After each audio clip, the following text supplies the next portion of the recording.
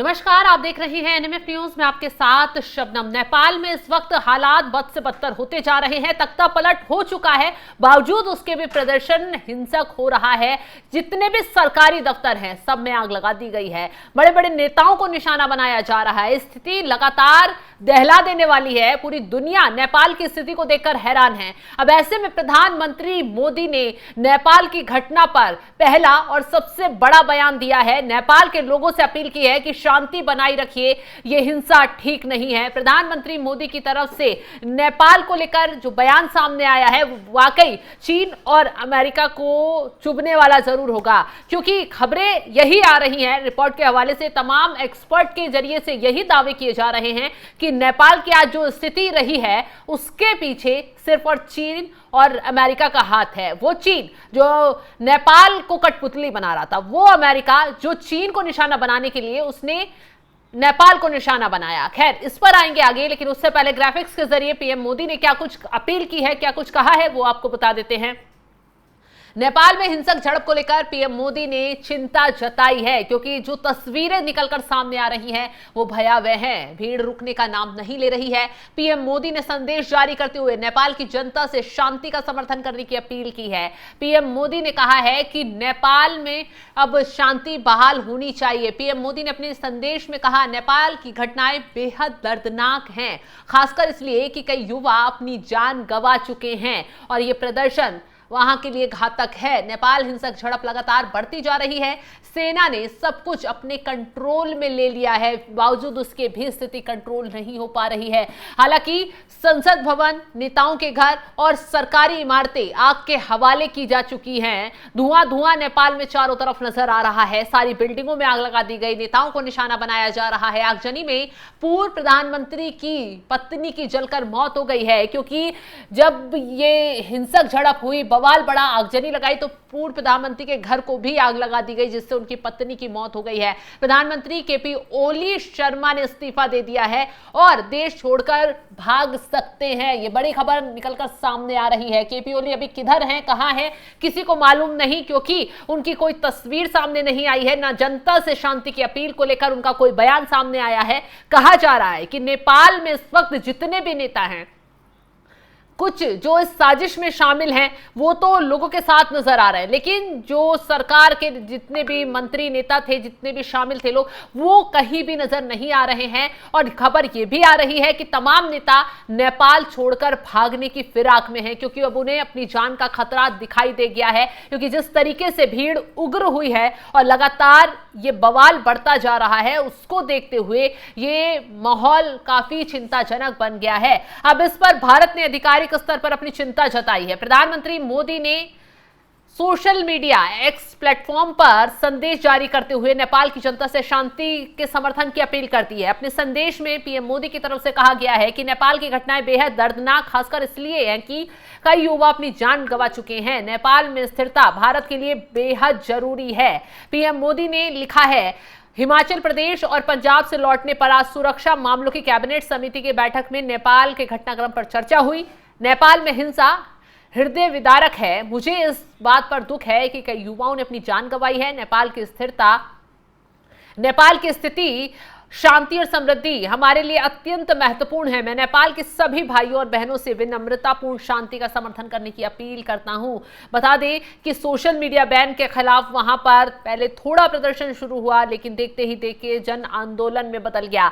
छात्रों के नेतृत्व वाले इस आंदोलन ने सरकार और राजनीतिक नेताओं पर भ्रष्टाचार और जनता की अनदेखी का आरोप लगाया गया। प्रदर्शनकारियों ने पूर्व प्रधानमंत्री झलनाथ खनाल के घर को आग के हवाले कर दिया। उनकी पत्नी राज लक्ष्मी चित्रकार गंभीर रूप से झुलस गई, बाद में अस्पताल में उनकी मौत हो गई। भीड़ ने केपी ओली शर्मा के निजी आवास, राष्ट्रपति जो भवन है, पूर्व पीएम पुष्प कमल दहल, शेर बहादुर, सभी नेताओं की संपत्तियों को निशाना बनाया है। ललितपुर और काठमांडू के कई इलाकों में टायर जलाकर सड़कें जाम की गई। पथराव, आगजनी लगातार की जा रही है। वहीं राष्ट्रपति रामचंद्र ने देशवासियों से शांति बनाए रखने की अपील की, हालांकि उन्होंने भी इस्तीफा दे दिया। सेना ने, नेपाली सेना और सुरक्षा एजेंसियों ने भी संयुक्त बयान जारी करते हुए कहा है कि संवाद की समाधान का रास्ता है और सभी को संयम बरतना चाहिए। आपको बता दें, स्थिति अगर देखें इस वक्त नेपाल की तो बहुत भयावह स्थिति नजर आ रही है, क्योंकि जो घटना वहां देखने को मिल रही है उससे नुकसान ही नुकसान हो रहा है और कहीं पर भी समाधान का रास्ता नहीं निकल रहा है। अब आपको बता दें कि कैसे चीन और अमेरिका की वजह से नेपाल जल रहा है, क्योंकि रिपोर्ट में यह दावा किया जा रहा है कि केपी ओली पूरी तरीके से चीन के पिट्ठू बन गए थे। चीन नेपाल में अपना हस्तक्षेप बढ़ा रहा था। अब जाहिर सी बात है, जहां चीन हस्तक्षेप बढ़ाएगा, जहां अमेरिका टांग अड़ाएगा, वो देश अस्थिर होगा ही होगा। आप उदाहरण के लिए श्रीलंका देख लीजिए, उदाहरण के लिए तालिबान अफगानिस्तान देख लीजिए कि किस कदर अमेरिका ने वहां चालबाजी की और इन देशों में तख्ता पलट मिनटों में हो गया, कैसे अस्थिरता फैली, लोगों को मुसीबतों का सामना करना पड़ा। अब निशाने पर कहा जा रहा है कि नेपाल तो आ ही गया, लेकिन इसके बाद तुर्की से भी आहट हो रही है।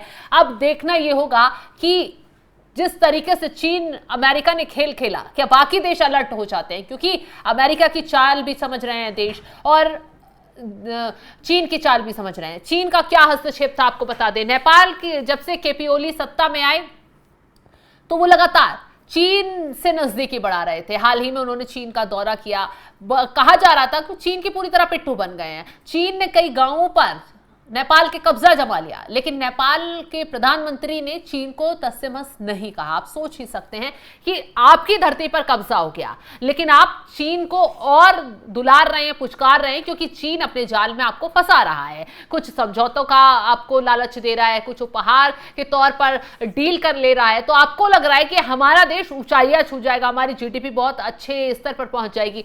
चीन के चक्कर में आपने भारत से दुश्मनी ली, क्यों? लिपुलेख वाला जो एरिया है वहां पर आपने नया मानचित्र जारी करके उस एरिया को अपना बता दिया, हालांकि वो भारत का हिस्सा है, भारत साफ साफ कह चुका है।